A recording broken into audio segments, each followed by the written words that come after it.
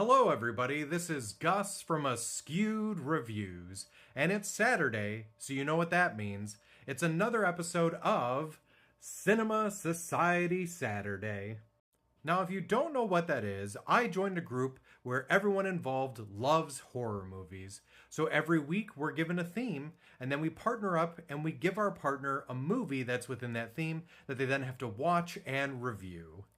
So for this week, I was partnered up with this individual up here, which if you're not already following them, please go do so right after watching this episode. And our theme for the week was revenge. And for the theme of revenge, my partner gave me the film of Mandy. So Mandy is a 2018 film written and directed by Panos Cosmatos. Oh Mandy, oh you came and you were psychedelic. I almost threw you away, but I stayed. That was my terrible rendition of singing, but in all honesty, that is kind of how I felt about the film. It was super psychedelic, by the way, which at first was a little weird and off-putting, but after a little bit, I really liked the choice that they made of making it so psychedelic. Also, at first, it took about not halfway, but almost there, to when I finally really started to get into the story and started to enjoy it much more. So here's the plot for the film. We have a couple, Red and Mandy, who live pretty much out in the middle of nowhere.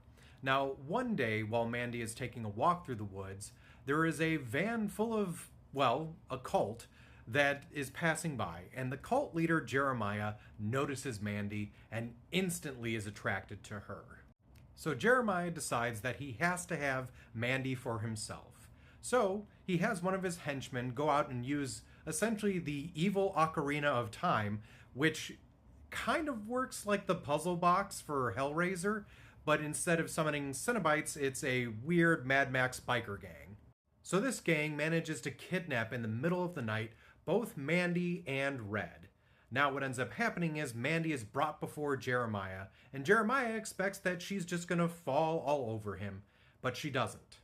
Now because of that, they kind of change plans here, and instead of having her join them, they decide to get rid of her. So in front of Red, as they torture him a little bit more, they also end up burning Mandy, so she's no more. So they essentially leave Red for dead, and they head off on their merry little way. Now Red, who doesn't die, decides that he's going to get revenge.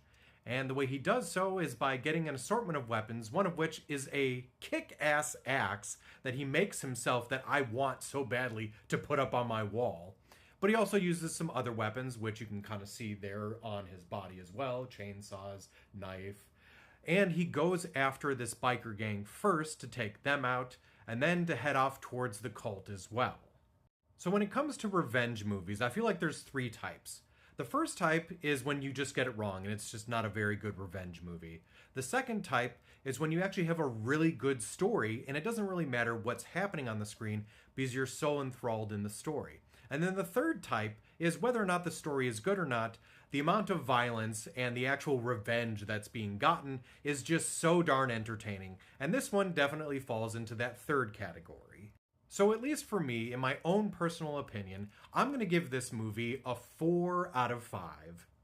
Now, if you would like to see Mandy for yourself, it's currently streaming for free on Hulu, Shudder, AMC+, Pluto, Plex, and Roku. Now, if anyone was curious, I gave my partner for this week Dark Knight of the Scarecrow. So please, as I mentioned before, go and follow my partner, check out their video they did for that film, and keep an eye out for all of the other Cinema Society Saturday folks that I work with each and every Saturday. And in the meantime, till next Saturday, feel free to check out my other Askewed reviews, and hopefully soon you will be an Askewed viewer as well.